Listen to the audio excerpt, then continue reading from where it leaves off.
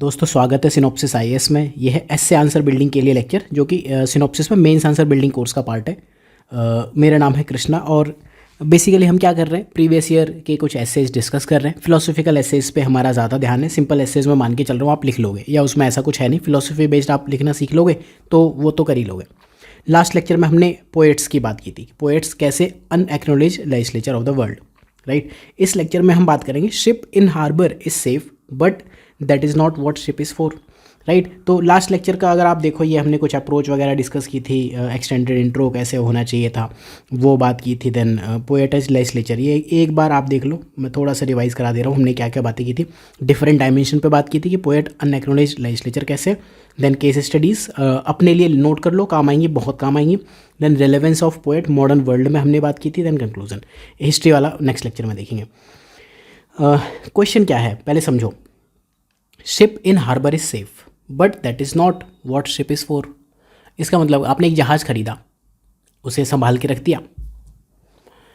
इसको थोड़ा रिलेट करो इस साल के जो 2023 का प्रीलिम्स है यूपीएससी का, उसमें क्या हुआ, पेपर टफ आ गया।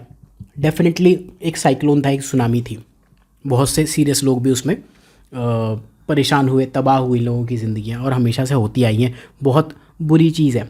लेकिन उसके बाद अब आपको दो चीज़ें बताई गई कि अब पढ़ना छोड़ दो, प्लान भी छोड़ो। यूपीएससी तो ठीक है लक के भरोसे, अगर आप लक के भरोसे ही बैठ जाओगे तो रिजल्ट तो फिर लक पे ही रह जाएगा ना। अगर आपने मेहनत ही नहीं की, आप मेहनत करो फिर फेल हो जाओ, कोई दिक्कत नहीं, राइट। बट कैलकुलेटेड रिस्क भी होने चाहिए।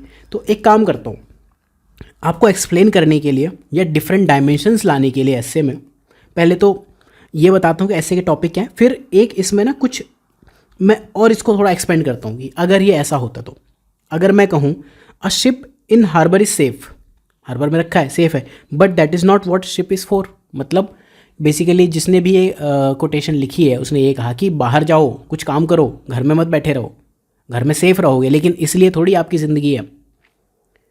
अब मैं इसमें एक चीज़ और कर देता हूँ, however ship should be avoided selling in cyclones या सुनामी, ठीक है।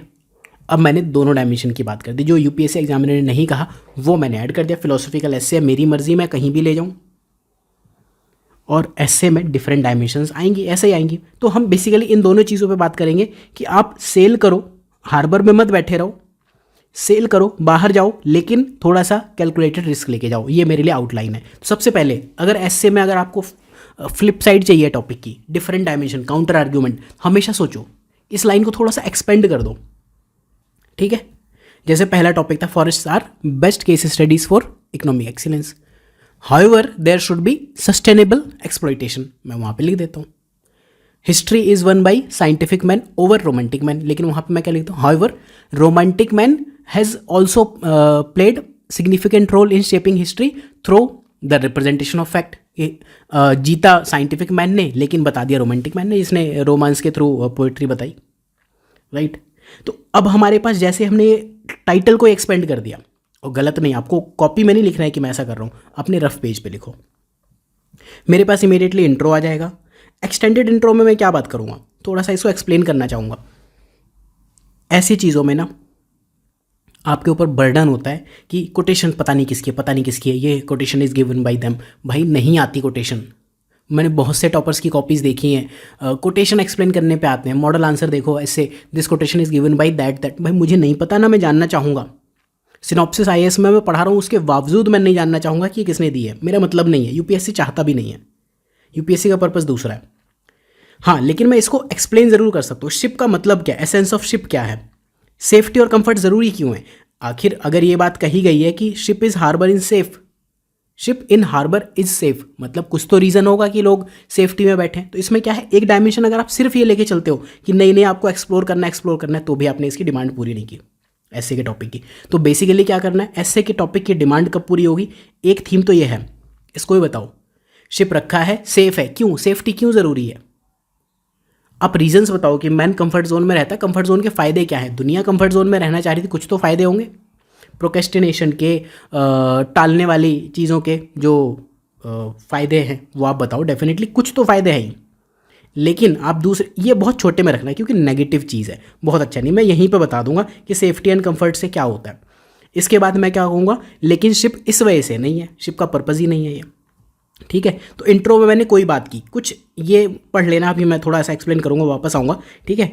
एक्सटेंडेड इंट्रो मैंने शिप बताया, शिप बता क्या क्या बता रहा है, समझो आप शिप को किस चीज़ से रिलेट कर सकते हो। शिप, पर्पस ऑफ शिप क्या था, हार्बर में रखा रहना नहीं था, सेल था, बाहर जाके नौकायन करो, एक्सप्लोर करो, चैलेंजेस को ओवरकम करो, ठीक है। शिप बेसिकली क्या कह रहा है, एक ह्यूमन पोटेंशियल ग्रोथ को बता रहा है, मेटाफर है बेसिकली। तो जब तक आप अपने हार्बर से नहीं निकलोगे, अपने कंफर्ट जोन से नहीं निकलोगे, तब तक पर्सनल ग्रोथ कैसे आएगी। लेकिन साथ ही मैं क्या कह रहा हूँ कि सेफ्टी और कंफर्ट भी ज़रूरी है। क्यों, आप बताओ कि फैमिलियर बाउंड्रीज में रहने के क्या फ़ायदे हैं। अभी बच्चा पैदा हुआ तो माँ से आप उसे दूर नहीं कर सकते, या कोई मेजर इशू आ गया, स्टॉर्म आ रहा है, वहाँ पे आप नहीं कर सकते, ठीक है। तो कुछ ऐसी सिचुएशंस भी होंगी जब हार्बर में रहना जस्टिफाइड है। कोविड आ गया, अब आप बाहर जाके हांडो एक इंपॉर्टेंट वर्ड है, इसे आप याद कर लो, हांडना। पूरा यूपीएससी के जो लोग हैं ORN और मुखर्जी नगर में हांडते रहते हैं, इस वजह से मैक्सिमम जनता सेलेक्ट नहीं होती है, ऑनेस्टली बात तो यही है। मैं अब इस डायमेंशन पे बस इतना ही कहना था मुझे कि शिप हार्बर में सेफ क्यों। मैंने शिप को भी एक्सप्लेन कर दिया, ये ज़रूर करो। जब भी कोटेशन है ना, बताओ ये मेटाफरिकल सिग्निफिकेंस ज़रूर बताओ ऐसे में, ये मत बताओ किसने दिया, लेकिन शिप से कहना क्या चाह रहे हो। अगर आप वो बता दो ना, शिप आपको रिप्रेजेंट कर रहा है, बस हार्बर आपके कंफर्ट जोन को रिप्रेजेंट कर रहा है, बस that is not what ship is for. आप जिसके लिए पैदा हुए थे, ये काम के लिए तो नहीं हुए थे, राइट। अब एक चीज़ ज़रूर ध्यान रखना, हमेशा जब भी एसेज आप लिखते हो, लाइंस जो ये है ना, इनको बार बार पढ़ते रहना। मैं हाउएवर वाली लाइन रखता हूँ अभी। इसमें 3 चीज़ें, पहला सेक्शन मैंने आंसर कर दिया। अब नॉट शिप इज़ फॉर क्यों नहीं है, कुछ पॉइंट्स बताता हूँ। ऐसे क्या क्या चीज़ें हो सकती है जब आप बाहर जाओगे। आप हेडिंग अगर डालनी है ना, लोगों को हेडिंग में डाल के लिखना है, इस तरह से लिखो। देखो हेडिंग कैसे लिखी जाएंगी, इंट्रो, ये सब हेडिंग मत लिखना। इंट्रोडक्शन हेडिंग नहीं लिखी जाती, एक्सटेंडेड इंट्रो हेडिंग नहीं लिखी जाती, आपको बताने के लिए मैंने लिखी है, ये नहीं लिखी जाती, राइट। हेडिंग क्या लिख सकते हो आप, ये कि ship venturing beyond the harbour. कैसे, कभी मैं पर्सनल ग्रोथ के लिए कंफर्ट जोन से बाहर निकल रहा हूँ, जिसमें मैं कह दूँ पर्सनल डेवलपमेंट या प्रोफेशनल एडवांसमेंट, कुछ और चीज़ कह दूँ, point number 1, point number 2, point number 3 fulfilling humanitarian social purpose, कुछ भी पर्पस हो सकता है। फिर दूसरी साइड जो हमने हाउएवर करके ऐड की थी, बहुत ज़्यादा मैंने इसमें इम्फेसिस नहीं दिया, देखो बस एक ही पेज में, इसको आप रखोगे भी मिनिमम, बहुत ज़्यादा नहीं करोगे, ठीक है। तो यहाँ हम क्या इम्फेसिस दे रहे हैं कि बाहर जाओ, लेकिन रिस्क असेसमेंट के साथ जाओ। बाहर जाओ, घर में रहो, जो भी करना है करो, लेकिन एक बैलेंस बना के चलो। हमेशा यही प्रॉपर वे फॉरवर्ड होता है। और अगेन यहाँ पर मैंने आपके लिए कुछ केस स्टडीज़ नेट से सर्च करके लिख दिए हैं, मुझे बहुत सारे नहीं पता, लेकिन कुछ तो बहुत सिंपल है, जैसे फ्लिपकार्ट का है एग्जाम्पल है, ठीक है, नेवी का एग्जाम्पल है, वास्को डी गामा, कुछ तो मैंने यहीं पे लिख दिया, ठीक है। तो ये सारी केस स्टडीज़ है, ये आप लिख सकते हो, कहीं भी यूज़ करो ये केस स्टडीज़। तो आपको GS4 1 2 3 4 कहीं भी यूज़ करो। देन कंक्लूजन और डेमो कंक्लूजन मैंने लिख के दिखाया, बेसिकली बस यही है। तो थोड़ा सा देखते हैं, अब एक्सपेंड करते हैं इसको। ये लेक्चर आपको मिलेगा कहाँ, यहाँ पर इस वाली प्लेलिस्ट में। एंड अगर अब तक आप ये लेक्चर देख रहे हो 8 मिनट तक, तो please do subscribe this YouTube channel, need है मैं आपकी। मतलब बहुत फालतू चैनल्स पे मिलियंस ऑफ सब्सक्राइबर चले जाते हैं, यहाँ पर हमारे 1.5 लाख नहीं हो रहे, 2 लाख नहीं हो रहे, क्यों।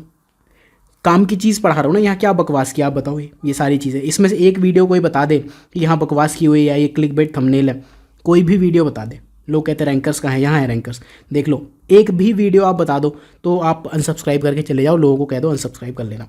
ये जो एसेज है ये आपको मिलेंगे कहाँ, इस वाले कोर्स में, मेंस PYQ में है। एसए का कोर्स है वो, ठीक है, डिफरेंट है, बट अभी अगर आपका 23 का मेंस है तो डेफिनेटली आप ये लो। एंड यहाँ पर कुछ मैंने जो डेमो एसे लिखे हैं, कंटेंट में जाके डेमो कंटेंट ऑफ एसेस, ये रहा, शिप इन हार्बर वाला यहाँ लिखा हुआ है, ये लिखा है, ये यही कंटेंट है, यहाँ पर जाके पढ़ लेना आप। और इसमें एंड में एक डेमो एसे भी मैंने लिखा है, मैंने नहीं लिखा है, किसी से लिखवाया है, ऑनेस्टली ट्राई किया होगा कि अच्छा होगा, पढ़ लेना एक बार, आपको कुछ इंसाइट ज़रूर मिलेंगे। वापस आते हैं उस बात पे, वापस आते हैं जो हमने करनी है।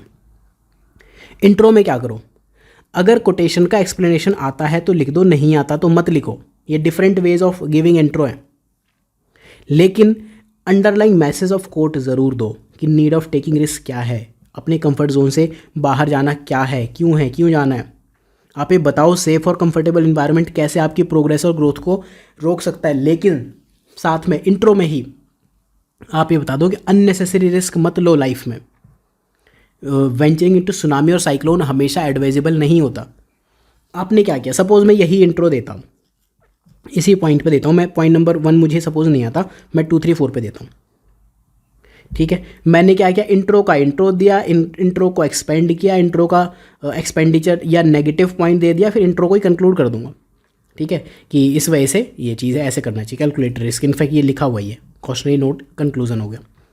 तो हमेशा ना हर पैराग्राफ की बॉडी हो सकती है, कंक्लूजन का भी इंट्रो हो सकता है, कंक्लूजन का भी पैराग्राफ हो सकता है, कंक्लूजन की भी बॉडी हो सकती है, कंक्लूजन का भी कंक्लूजन हो सकता है। हर पैराग्राफ में आप अपनी चीज़ को इनिशिएट करते हो, एक्सप्लेन करते हो और उसको कंक्लूड कर देते हो, यही तो पैराग्राफ है। जीएस और एसए में क्या डिफरेंस है, ऐसे ही है। ठीक है, हमने यहाँ बता दिया। अब हमने इंट्रो को अगर एक्सटेंड करना, आप मिला के लिखोगे डेफिनेटली यहाँ से यहाँ तक, आप बताओगे शिप किस लिए था, जो हमने अभी बात की, आप बताओगे कि सेफ्टी और कंफर्ट क्यों ज़रूरी है। अगर आप इस टॉपिक पे या ऐसे टॉपिक पर एसेज लिख रहे हो तो ये ज़रूर बताओ। ये होता तो है ना, कुछ लोग हार्बर में रहना पसंद करते हैं, मेजॉरिटी ऑफ दुनिया पसंद करती है। क्यों पसंद करती होगी, क्यों? क्योंकि सेफ्टी और कंफर्ट चाहिए हमें, नेचुरल ह्यूमन इंक्लिनेशन है, हम चाहते हैं सुअर की तरह पड़े रहना। मैंने आपको क्या बताया था, मुझे एग्जाम क्यों निकालना था, सुअर की तरह पड़े रहना था कहीं पे, क्यों? क्योंकि मेहनत कर करके इस डिपार्टमेंट में इतनी मेहनत कराते हैं और करियर ग्रोथ कुछ नहीं है, या रीजनलिज्म हो सकता है, वहाँ पे कई सारी चीज़ें हो सकती हैं। तो मैंने कहा भाई इससे तो कुछ होने जाने वाला है नहीं, चल के बढ़िया घर चलते हैं, आराम करते हैं। But is that comfort zone? क्या नौकरी मैंने इस वजह से नहीं छोड़ी थी ना, नौकरी छोड़ी थी इस वजह से कुछ काम करना होगा। वेंचरिंग बियॉन्ड द हार्बर, ये मेरे लिए फाइनली हार्बर बन गया था कि भैया यहाँ पढ़े हैं, सरकारी नौकरी कंफर्ट जोन है। आप आईएएस भी बन जाओगे ना तो भी आप पढ़े रहोगे, बहुत टाइम आपको लगेगा कि मतलब इसके लिए हमने एग्जाम निकाला था। तो बस यही चीज़ है। कुछ देखते हैं क्या क्या आप लिख सकते हो। बाकी लिखने में अगर आपको समझ आ गई थीम तो अब तक ये लेक्चर आपको बहुत बहुत नंबर दे जाएगा। आप कभी भी अप्लाई करके देखना, सोचो, क्रिटिकल थिंकिंग अप्लाई करो, सिर्फ सोचो मत, ऐसे राइटिंग मत करो यार, सोचो, स्ट्रक्चर लिखो। लिख तो आप लोगे एग्जाम में, थोड़ी सी प्रैक्टिस कर लो हाथ चलाने की, ताकि हाथ चलता रहे। बस हाथ चलाना वाला किसी के मुंह पे मत चला देना बस।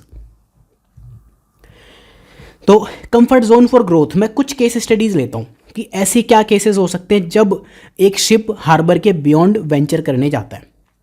कुछ एग्जांपल्स, मैं एग्जांपल के थ्रू बात नहीं करूँगा।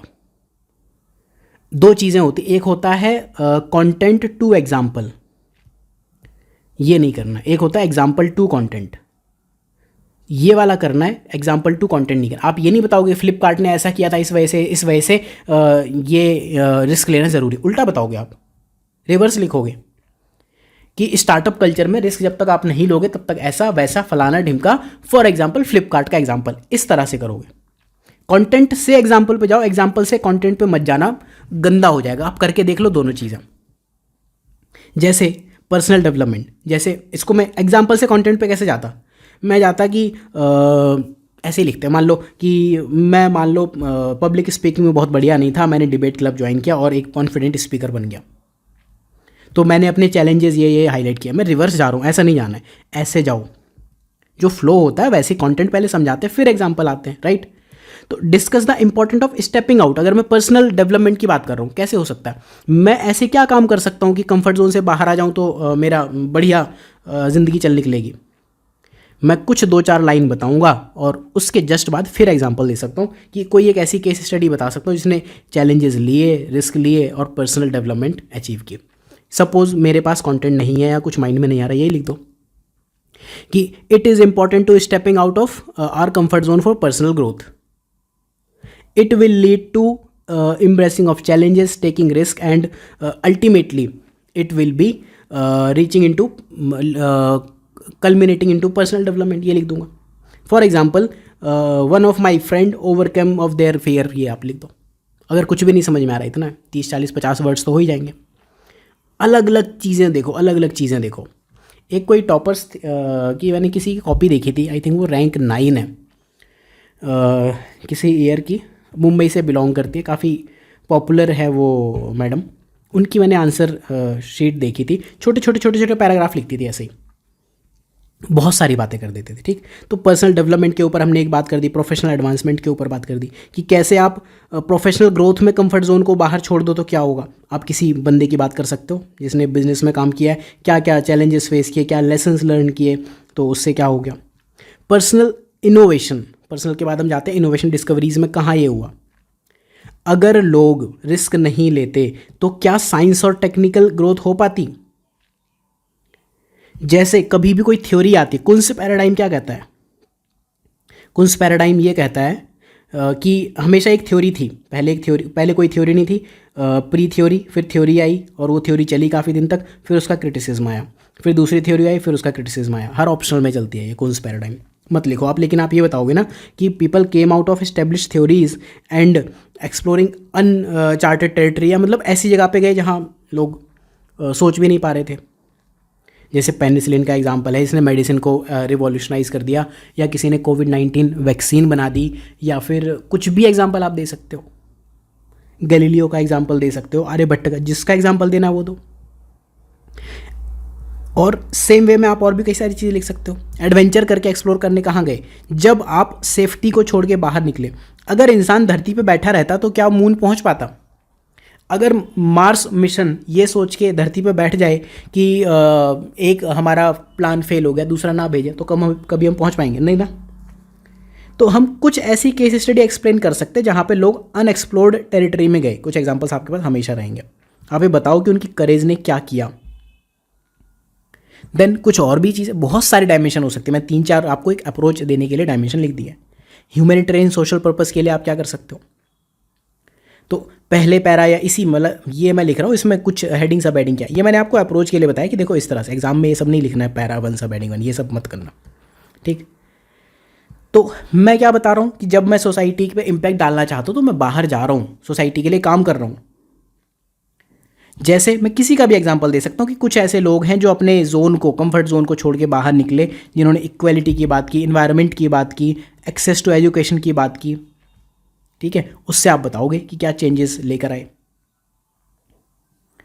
और आप क्या लिख सकते हो, ह्यूमैनिटेरियन एफर्ट, जहां भी नीड हो पढ़ लेना ये, ठीक है। कुछ एनीथिंग यू कैन राइट, जो भी आपको लिखे। मेन पर्पस क्या है एसे में, आपने पहला सेक्शन ये एड्रेस कर दिया। सबसे पहले आपने शिप बता दिया, शिप क्या होता है। इंट्रो में आपने पूरे कोटेशन को लेके ओवरऑल एक एक्सप्लेनेशन दे दी यहाँ से यहाँ तक, और साथ में पार्ट 1 को भी एक्सप्लेन कर दिया। आपको सेकंड सेक्शन रखना, सेकंड सेक्शन रख दो। हालांकि ऐसे में हेडिंग सब हेडिंग पे जाना अवॉइड करना चाहिए, ठीक है। फिर भी ये समझाने के लिए आपको अप्रोच दे दी। और दूसरा पार्ट अभी हम इस पे चल रहे हैं, व्हाट इज़ शिप 4, उस पर हम चल रहे थे। अब इस पे आते हैं हाउएवर पे, ठीक है। रिस्क वाली बात भी है ना, कुछ तो है। आप हमेशा ऐसा नहीं कि सोसाइटी में आप इम्पैक्ट डालने चले जाओ। राजा राम मोहन राय ने जब काम करना शुरू किया था, लोग उनके पीछे पड़ गए थे। तो हमेशा क्या करोगे, आप एक रिस्क असेसमेंट ज़रूर लेके चलोगे। अगर राजा राम मोहन राय के पास सरकार की बैकिंग ना होती तो लोग क्या करते, खाप पंचायत में लोग क्या करते हैं, आपके पास बैकिंग नहीं तो आपके स्टार्टअप का क्या होगा। आप एम्प्लॉयज़ ढंग से हायर नहीं कर पा रहे तो स्टार्टअप आपका क्या करेगा, ठीक है। आप गए मार्स मिशन पे और आपने ढंग से रिसर्च ही नहीं करी, आपको क्रायो इंजन बनाना नहीं आया, पीएसएलवी के थ्रू आप चले जा रहे हो, कब तक चलोगे, नहीं, राइट। तो रिस्क असेसमेंट आप ज़रूर करोगे। ह्यूमन मिशन जब भेज रहा है ना इसरो, तो क्रायो इंजन की बात कर रहा है। और नॉर्मली तो हमने वो बिल्कुल पूरी वाले कॉन्सेप्ट पे चला दिया था ना, वो अक्षय कुमार ने बताया था, जैसे हम पूरियाँ बनाते हैं वैसे ये भेज दो पीएसएलवी, मंगल पे पहुंच जाएगा। तो अब रिस्क असेसमेंट की आप ज़रूर बात करो कि जब भी हम कोई न्यू वेंचर में जा रहे हैं तो रिस्क असेस करो। नॉलेज का रोल, एक्सपीरियंस का रोल, प्लानिंग का रोल रिस्क असेसमेंट में ज़रूर होना चाहिए। वही अगेन यूपीएससी इस बार टफ आ गया तो ऐसा नहीं है कि आप छोड़ दोगे, लेकिन रिस्क असेसमेंट ज़रूर करोगे। कुछ केस स्टडीज़ दो जिसमें रिस्क असेसमेंट लोगों ने ठीक ठाक किया और वो लोग बेटर कर ले गए लाइफ में, ठीक है। लेकिन अननेसेसरी रिस्क, उसकी भी बात करो। एक कॉशन भी रखो ना कि कितनी, मतलब अननेसेसरी रिस्क असेसमेंट मत करो कि यार हम यूपीएससी की तैयारी करने गए, मान लो कुछ भी, मान लो हम गए थे करोल बाग और वहाँ पे वो येलो जीरोक्स नहीं मिली तो हम क्या करेंगे।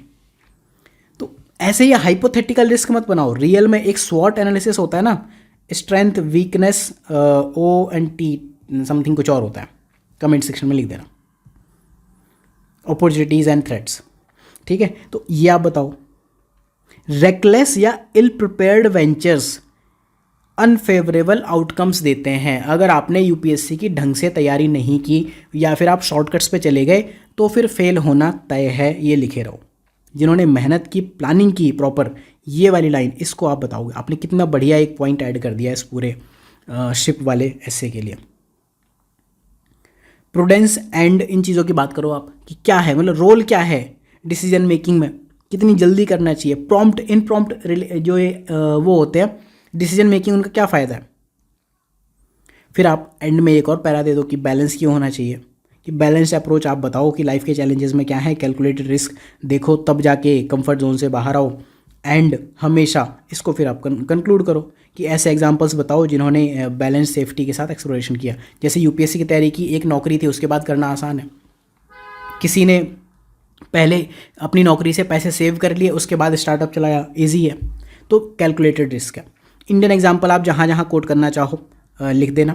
कुछ मैंने इंडियन नेवी के एग्जांपल दिए हैं, जैसे वो मेरीटाइम बॉर्डर के लिए सेफ गार्डिंग पे काम करते हैं, अननोन वाटर टेरिटरी पे जाते हुए दिखते हैं। वास्को डी गामा का एग्जांपल है। एंटरप्रेन्योर में स्टार्टअप कल्चर की आप बात कर सकते हैं। फ्लिपकार्ट का आपने एग्जांपल देखा इंडिया में। सोशल एंड कल्चरल एडवांसमेंट में वुमेन एम्पावरमेंट की आप बात कर सकते हो कि इंडिया की वुमेन ने कैसे सोसाइटल नॉर्म्स को चैलेंज किया। और male dominated traditional patriarchal field में जाने की हिम्मत दिखाई, जैसे आर्म्ड फोर्सेस में लेके आज के टाइम पे डिबेट चल रही है स्टेम में आने को लेकर कि stem, women in stem, science technology maths and engineering, वहाँ पे क्यों नहीं है। बिजनेस में स्टार्टअप वर्ल्ड में वुमेन क्यों नहीं है। तो वुमेन खुद आई। शार्क टैंक में कुछ भी कहो, 2 जज पिछले साल की मिला 3 जज फीमेल हैं। तो वुमेन एम्पावरमेंट है।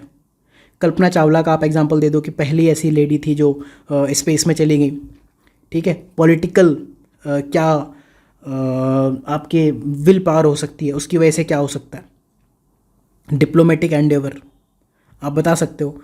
MOM का एग्जांपल बताओ, या फिर जो इंडिया का न्यूक्लियर एक्सप्लोजन था उसके बारे में बात करो। कहीं भी बात कर सकते हो। ये केस स्टडीज़ है, कुछ बाकी देख लेना, ज़रूरी नहीं लिखनी है, जो जहाँ याद आ जाए। और ऐसे में बहुत सारे ऐसे में बहुत सारी केस स्टडीज़ दे दूंगा, एग्जाम्पल दे दूंगा, लिख लेना। GS4 वगैरह सब जगह काम आ जाएंगी। कंक्लूजन अगेन वही, सबसे पहले आप पूरे जो बात की थी वो बताओ कि ऑल्दो सेफ्टी और comfort are essential, true growth and potential तभी आता है जब आप रिस्क के बियॉन्ड आते हो। ठीक है, फिर आप इसकी और थोड़ा सा एक्सप्लेन करोगे, रिस्क असेसमेंट लो, प्रूडेंट डिसीजन मेकिंग करो, और उसके बाद ठीक है आप ट्राई करो कैलकुलेटेड रिस्क लेके अपने जोन के बाहर आओ, और एक पॉजिटिव नोट पे एंड करो। मैंने एक डेमो कंक्लूजन लिखने का ट्राई किया। देखो डेमो कंक्लूजन में मैंने यही कोटेशन लिख दी। ये कोटेशन ये है, ये कोट ये बताती है एसेंस ऑफ ह्यूमन ये आउटसाइड कंफर्ट जोन। अगर हम सेफ्टी ट्रैप से बाहर आ गए, चैलेंजेस हमने कर लिए, ये कर लिया, तो फिर हमारी लाइफ फुलफिलिंग हो जाएगी। लेकिन striking a balance between safety, हम कॉन्फिडेंस के साथ सेल कर सकते हैं। सो सेट सेल, कुछ भी, मतलब ये कोई कोटेशन नहीं है, मैंने बस लिख दिया। यहाँ एग्जाम में इटैलिक तो नहीं लिख सकते ना आप, ऐसे तो नहीं लिख सकते ना, ऐसे ही लिखोगे, ऐसे तो नहीं कोई लिखता ना। सो ऐसे नहीं लिखते, तो उसको बोल्ड या अंडरलाइन कर दिया करो। बोल्ड भी नहीं होता एग्जाम में, अंडरलाइन कर दो या फिर कोटेशन कर दो। So set sail, embrace calculated risk and let your ship reach in its destined shore. उस किनारे तक पहुंचो जहां आपको जाना है। हमें पहुंचना उस मंजिल तक जिसके आगे राह नहीं। इस पथ का उद्देश्य नहीं है। ये एक पोएम थी, बहुत बढ़िया पोएम है। ये स्कूल डेज में मैंने रटी थी, थोड़ा रिकॉल करता हूँ, नहीं तो नेट पे देखूँगा। इस पथ का उद्देश्य नहीं है शांत भवन में टिक रहना। आप यूपीएससी की तैयारी इसलिए नहीं कर रहे हो कि सक्सेसफुल हो जाओगे, फेल हो जाओगे, या चुपचाप घर में रहो। शिप के लिए कितनी बढ़िया पोएम है ये। इस पथ का उद्देश्य नहीं है शांत भवन में टिक रहना, हमें पहुँचना उस मंजिल तक जिसके आगे राह नहीं। राइट, तो आई होप कि मैंने, अगर आप यहाँ तक देख गए हो ये लेक्चर, तो डेफिनेटली आपको ये हेल्पफुल है। एंड प्लीज़, जो मेरी बस एक छोटी सी एक्सपेक्टेशन है, बहुत सारे मैं फ्री लेक्चर्स भी दे दूंगा, बहुत सारे पेड लेक्चर्स भी दे दूंगा। अगर आप बहुत सीरियस हो तो पेड कोर्स ज्वाइन कर सकते हो, काफ़ी तेज़ी से उसमें लेक्चर्स आ रहे हैं। फ्री लेक्चर्स में अप्रॉक्सीमेटली 20-30% कुछ ऐसे ही होंगे लेक्चर्स, बट वो भी आपको हेल्प कर जाएंगे। बहुत सारे लोग हैं जो सिनॉप्सिस के फ्री कोर्सेज से और गाइडेंस सीरीज से सेलेक्ट हुए हैं। लोगों ने अपने अपने ऑप्शंस में 150 भी क्रॉस किए। ठीक है, तो ये जो फ्री आर्टिकल्स हैं आप यहाँ भी पढ़ सकते हो, कई सारे मैंने लिखे हैं, और इनको इम्प्रूव भी करते रहूँगा। अभी थोड़ा सा ब्लॉगिंग पे काम कर रहा हूँ, with time will improve this. Right, so thank you for watching. Course अगर आप ये देखना चाहो तो this is special course of prelims and mains and mains PYQ complete. अगर आप देखना चाहते हो 2999, बट 23 के लिए मत ज्वाइन करना, 24 के लिए आप कर सकते हो। 23 के लिए ये वाला आप कर सकते हो, मेंस आंसर बिल्डिंग, इसमें मैंने इंक्लूड कर दिया है। ठीक है, ऑप्शनल के भी हम कुछ चीज़ें करेंगे। Thank you for watching.